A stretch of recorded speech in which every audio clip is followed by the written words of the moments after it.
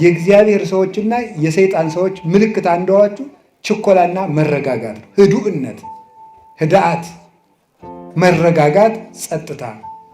ሊቃውንቱ ምን ይላሉ? ለመናፍቃን ህድአት የላቸውም። እርጋታ የሚባል ነገር የለም። ሁሉንም ቶሎ ሞክረን እንጠፋለን። ሌላው ቀርቶ 5 ዓመት የጸለይንበትን ጊዜ እግዚአብሔር ዛሬ መልስ በሚሰጥበት ጊዜ እኛ አኩርፈን ጥለን እንሄዳለን። ቸኩለን ማለት ነው። በክፉ ሰዎች ላይ ሲፈረድባቸው ዛሬ ካላየን ብለን ሃይማኖቱን የሚክድ ሰውም አለ። ከቤተክርስቲያን የሚወጣ ዛሬ ለምን ዋጋቸውን አይሰጣቸውም ብሎ ዲዮቅልጥያኖስ የተባለው ንጉሥ ቤተክርስቲያንን ያን ያህል የክርስቲያኖችን አካላቸውን እንዳክርማ እየሰነጠቀ ደማቸውን እንደ ውሃ ሲያፈስ የነበር በመቸኮሉ ነው። መቸኮል ከሃይማኖት ያወጣል። ለምንድነው እንደዚህ ያደረገው? አባ አጋግዮስ የሚባል ሰው ነበር ጳጳስ። በዘመኑ የነበረው ዲዮቅልጥያኖስ ከፋርስ ንጉሥ ጋር ተዋግቶ የፋርሱን ንጉሥ ልጅ ማርኮ አምጥቶ ለጳጳሱ ለአባ አጋግዮስ ጠብቅልኝ ብሎ ሰጠው። ጠብቅልኝ ብሎ ሲሰጠው ያኛው ንጉሥ መጣና ወርቅ ሰጥቶ ልጁን ይዞት ሄደ። ለጳጳሱ ወርቅ ሰጥቶ ዲዮቅልጥያኖስ ክርስቲያን ነው እኮ መጥቶ ሲጠይቀው ያ ልጅሳ ሲለው ሙቶ ቀብሬዋለሁ አለ። በሌላ ጊዜ ጦርነት ተነስቶ የዚያን ንጉሥ ልጅ ዲዮቅልጥያኖስ ማርኮ አምጥቶ ቤት አስቀምጦ ጳጳሱን ያ ልጅሳ አለው ሙቶ ቀብሬዋለሁ አለ። ለካ እንዲህ እያሉ እየቀለዱ ነው የሚቀድሱት። እንዲህ እያሉ የቀደሱ ነው ክርስቲያንን የሚሉ። ይሄ ሰውዬ ቅዳሴ ይግባና እግዚአብሔር ካልቀሰፈው እኔ ሃይማኖቴን እክዳለሁ። ቅዳሴ ገባ፣ ቀድሶ ወጣ፣ ምንም አልሆነም። ስለዚህ ይሄ ሰውዬ ዋሽቶ ወርቅ ተቀብሎ ያለውን የለም የሌለውን አለ ብሎ ክዶ ሲቀድስ እግዚአብሔር ካልቀሰፈው የክርስቲያኖች አምላክ ስተት ነው ብሎ አብያተ ክርስቲያናት ይዘጉ፣ የጣዖታት ቤቶች ይከፈቱ ብሎ ያን ያህል ደም እንደ ውሃ ሲያፈስ የነበር በዚህ ምክንያት ነው። ቆይቶ ግን ትንሽ ቢታገስ አባ አጋግዮስ በመላኩ ተቀስፏል። ትዕግስት አጥቶ ግን እሱ ሃይማኖትን ክዶ ቤተክርስቲያን ያን ያህል አሰቃያት ማለት። እግዚአብሔር ደግሞ ኃጢአተኛ ካህንን ቤተ መቅደስ ላይ ወዲያው አይቀስፍም። ለምን? ምዕመናን እንዳይሰናከሉ፣ ቤተ ክርስቲያን የአሕዛብ መሳቂያ እንዳትሆን። አየው ዋጋውን ሲሰጠው እየተባለ ክህነት መሳለቂያ እንዳይሆን። ሳቀ ወስላቀ ላጓሪን እንዳለ ያንድ ካህን መዋረድ ለቤተ ክርስቲያን ውርደት ነው። ያንድ አባት መሰደብ የቤተ ክርስቲያን ስድብ ነው። ለዚያ ብሎ እግዚአብሔር ካህኑን ከነ ኃጢአቱ ይጠብቀዋል።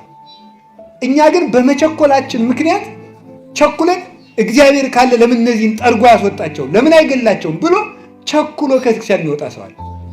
ቤተክርስቲያኒቱ ትክክል ስላልሆነች ነው እንጂ የሚሰርቁ የሚያመነዝሩ የሚጠነቁሉ ካህናት ተቀምጠው እግዚአብሔር ዝም ያለ ቤተክርስቲያኒቱ ትክክል ስላልሆነች ነው ብለው መናፍቃኑ ይህንን መሳሪያ ተጠቅመው ቤተክርስቲያንን እግዚአብሔር ትቷታል ብለው ከቤተክርስቲያን የሚያስወጡ ሰዎች አሉ።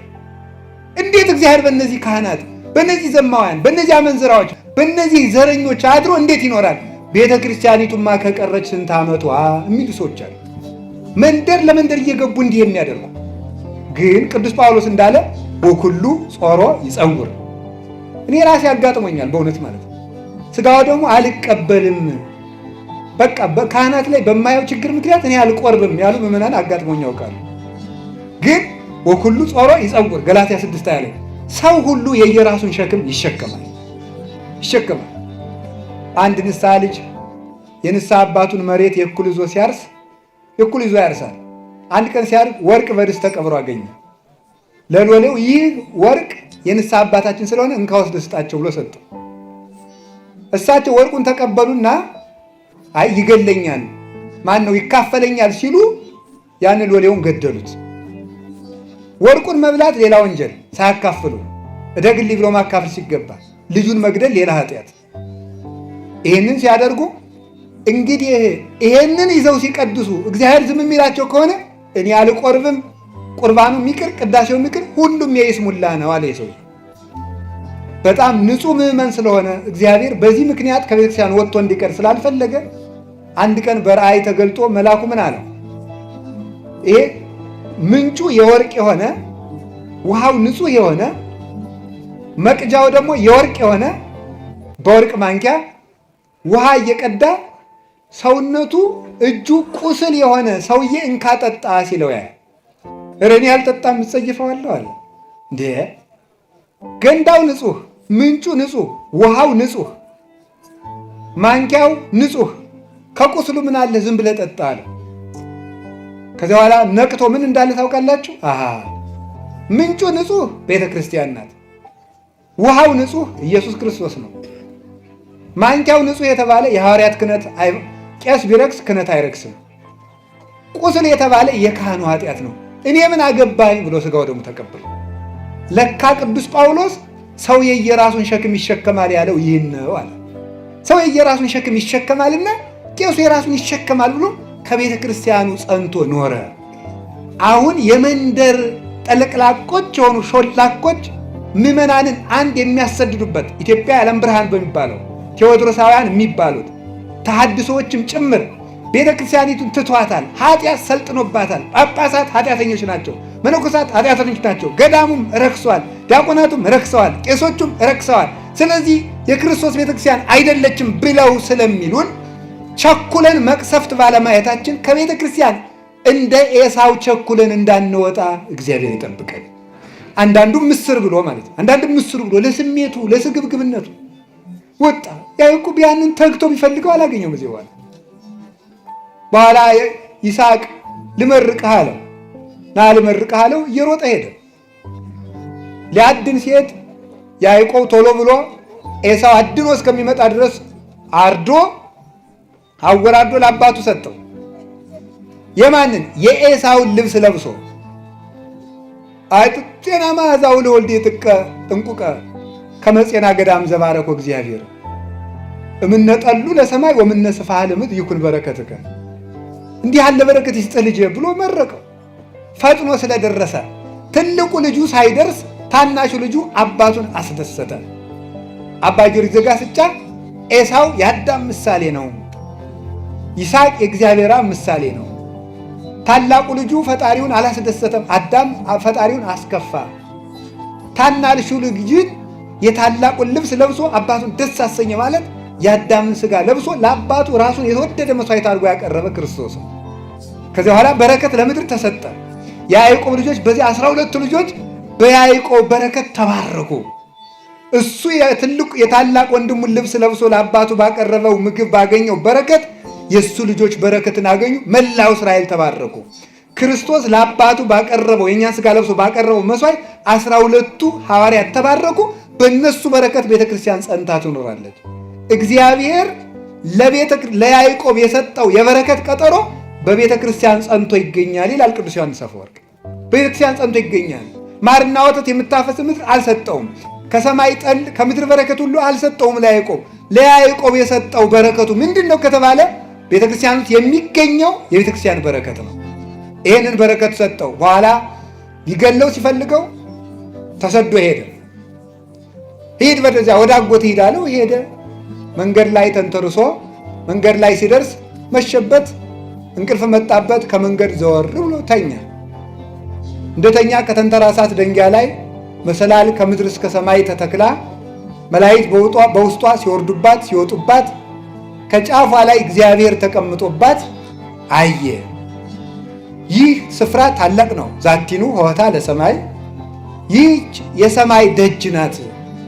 ይህ የሰማይ ደጅ ነው።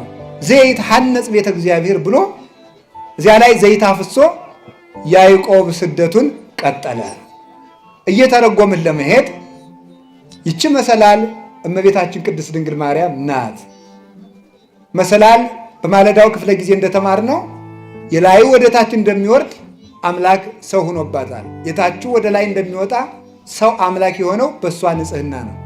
የወርቅ መሆኗ የእሷ ንጽህናዋ ቅድስናዋ ነውር የሌለባት መሆኗ ነው።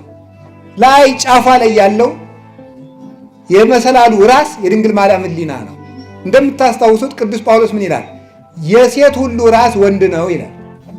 የሴት ሁሉ ራስ ወንድ ነው አይደል እንዴ? አይደለም ነው ባትሉም ነው። የሴት ሁሉ ራስ ወንድ ነው ማለት ምን ማለት?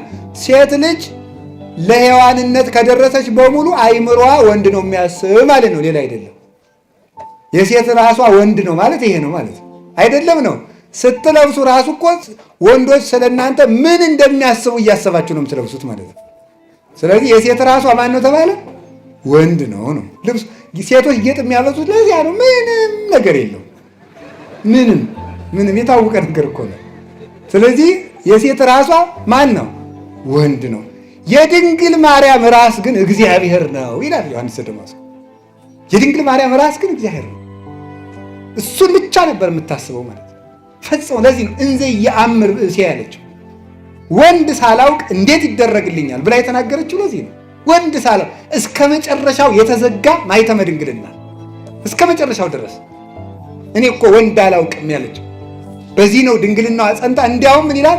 እኔ ወንድ አላውቅም ያለችው መናኝ እኮ ነኝ እያለችው ነው ይላል። በድንግልና የምኖር መናኝ ነኝ። እንዲያውም ቅዱስ አትናቴዎስ ሲተረጉም ምንድን ነው የሚለው? ድንግል ማርያም ቤተ መቅደስ በ12 ዓመቷ የገባቸው ይላል። ቤተ መቅደስ የመነኮሳት የበዓታቸው ምሳሌ ነው። ስለዚህ ምን አደረገች ማለት ነው? እሷ ገና ከእናቷ ማኅፀን ጀምሮ ቤተ መቅደስ ገብታ መኖሯ፣ በዚያም ጸንታ መቆየቷ መነኮሳት ከእናታቸው ማኅፀን ጀምረው በድንግልና ጸንተው በበዓት ጸንተው ለመኖራቸው ነው። ስለዚህ ወይነስው ደናግለ ድኅሪሃ፣ እሷ ድንግል ትሆናለች። እሷን እየተከተሉ ሌሎች ደናግል ይከተሏታል። የደናግል መመኪያቸው ያሰኛት ይሄ ነው። ፊት አውራሪ የሆነችው በዚህ ምክንያት ነው። ሰማይን የከፈተችው መሰላል እርሷው ናት። ሰማይን የከፈተችው መልአክን ከሰው ጋር ያነጋገረች፣ ሰውን ከመልአክ ጋር ያነጋገረች፣ መልአክ ወደ ሰው የወጣባት፣ ያዕቆብ ከስሯ የተኛባት ማለት ድንግል ማርያምን ተስፋ እያደረገ መሞቱ ነው። ከስሯ የተኛው ማለት ነው። ለዚህ ነው እኛ ስዕል ስንስል የኢትዮጵያ ቤተክርስቲያን ስዕል ስትስል ዘከመ ተማኅፀንም ይባላል። አታች ላይ የሚተኛ ሰው እያይታችኋል። ከእመቤታችን ስዕል ስር እዛ ላይ ይተኛል። እመቤታችን እያዩት የተኙ የሞቱ አባቶቻችን ናቸው።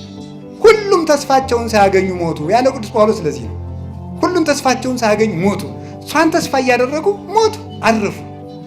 ከላዩ ከጫፏ ላይ ያለውን ንጉሥ ተስፋ እያደረጉ ሕያው እግዚአብሔር መላእክትን ወደ ታች አወርዳ ሰውን መልአክን ሰው አድርጋ አንድ ማኅበር ወይ ከውኑ አሃደ መርኤተ ለአሐዱ ኖላዊ፣ ለአንድ እረኛ ለክርስቶስ አንድ መንጋ ለመሆን የበቃ ነው በዚያች መሰላል ነው። ይህንን ይዞ ነው ቅዱስ ቄርሎስ እንዲሁ መናፍቅም አንዳንድ ጊዜ ይነሳ፣ እመቤቴ ይነሳ፣ ጥሩ ነው። እንዲሁም ቅዱስ ዮሐንስ አፈወርቅ ይላል መናፍቃን እናመሰግናችኋለን፣ ለእናንተ መልስ ለመስጠት የረሳናቸውን መጻሕፍት ሁሉ እንድንመረምር አድርጋችሁናል። ጠቀማችሁን፣ እሰይ ኑ ይላችኋል። ኑ እንመልስላችኋለን ይላል። ስለዚህ እነዚህ እና ቅዱስ ቄርሎስ ለንስጥሮስ መልስ ለመስጠት በተሰበሰቡበት ጉባኤ ምን አለ? ንስጥሮስ ድንግል ማርያምን ተሳድቦ ለእሱ መልስ ሰጡት። ሲሰበሰቡ አስተጋብአተነ ቅድስት ድንግል፣ ተመልከቱ፣ እንተባቲ ንዋየ ድንግልና ዘአልቦ ሙስና፣ መለወጥ የሌለበት ድንግልና ያላት ምርጥ ቃይቱ ማርያም ሰበሰበችን ይላል። ምርጥ ቃ ይሏችኋል እኮ ውድ ነገር የሚቀመጥበት ነው። እግዚአብሔር ከተቀመጠባት ከድንግል ማርያም በቀር ምርጥ ቃ ማን አለ? ምርጥ ቃይቱ ማርያም አምላክን የያዘች ምርጥ ቃ፣ ውዲቱ ቃ እሷ ናት። በዓለም የማትለወጥ እሷን ነው። ስለዚህ ይህች እመቤታችን የጉባኤያችን እመቤት ናት። ለዚህ ነው ሰላም ለኪ እንዘ ንሰግድ ለኪ ማርያም ምን አስተበቋቂ ማኅበረነ ዮም ድንግል ባርኪ ምን ይላል? እዚህ ማኅበራችን ባርኪ። የማኅበር እመቤት እመቤታችን ናት። የጉባኤ እናት እመቤታችን ናት። ከታች ያዕቆብ አለ፣ ከላይ መልአክ ይወርዳል። ሰውና መልአክ አንድ ላይ እንዲሰበሰብ በቤተልሔም እንዲሰበሰብ ያደረገቻቸው ሰማይ ማርያም ናት። እሷ ናት እመቤታችን። የያዕቆብን ውበት የወደደ ለርስቱ መረጥን፣ ወሐረየነ ሎቱ ለርስቱ ስንወልድ ያዕቆብ ዘአፍቀረ። የያዕቆብን ርስት የወደደ ለርስቱ መረጠን አለ። ወስኑሰ ለያዕቆብ ይእቲ ሥጋ ለቅዱስ ያሬድ። የያዕቆብን ርስት የወደደ ለርስቱ መረጠን ሲል ቅዱስ ዳዊት ያቺ የያዕቆብ ውበት እኮ ክርስቶስ ከድንግል ማርያም የነሳት ሥጋ ናት አለ። እንዲህ አድርጎ እግዚአብሔር የመረጠን ለርስት የተመረጥንባት አበው ደግሞ። ስለዚህ ምን አሉ አባቶቻችን ደግሞ ሌላ የተረጉሙታል። አይ መሰላል ሁለት ነው ያለው፣ እንደዚህና እንደዚህ ያለ ሁለት የቆመ ነገር አለው። እነዚህ ሃይማኖትና ምግባር ናቸው። ሃይማኖትና ምግባር ናቸው። አማን ላይ ያሉት እርከኖቹ እነ ትሕትና፣ እነ ንጽሕና፣ እነ ቅድስና፣ እነ የዋሃት ናቸው። በዚያ የሚወጡት መላእክት ደግሞ መምህራን ናቸው። ብሉይና ሐዲስ ናቸው ይላሉ። ሁለቱ እነዚህ ብሉይና ሐዲስን ቋሚ እንጨት ያደረጉና እነ ትሕትናን እርከን ያደረጉና እነ ፍቅርን እርከን ያደረጉና እነ ንጽሕናን እርከን ያደረጉና በእመቤታችን ምስጢር ከእግዚአብሔር የምስጢር ባሕር ይቀዱና እንደገና በእሷ መሰላልነት አውርደው ምስጢር የሚቀዱ ሊቃውንት እነዚህ ምን ይባላሉ? የሚወጡ የሚወርዱ መላእክት ይባላሉ። እንድንወጣና እንድንወርድ ያበቃችን ማናት? እመቤታችን። ተመልከቱ፣ ምቅዳ ዘምስጢር ያላት ቅዱስ ያሬድ ለዚህ ነው። የምስጢር መቅጃ አላት። ተመልከቱ፣ ውሃን በምን ይጠጡታል? በመቅጃ። ውሻ ከሆንክ ደግሞ ተጎንብሰህ ትጠጣለህ። ሰው ከሆንክ ግን በመቅጃ ትጠጣለህ። ድንግል ተጎንብሰው የሚጠጡትን ለጦርነት እንዳትወስዳቸው እኮ ነው ያለው። ራስ የጠጣለው የሚለው በእጁ ሳይሆን ተጎንብሶ የሚጠጣውን እንዳትወስደው ብሎታል ጌዴዎን። የምስጢር መቅጃዋ እመቤታችን ናት። ቀድተን የጠጣንባት እግዚአብሔር በእኛ መጠን እንዲገለጥ ያደረገችው እርሷ ነው።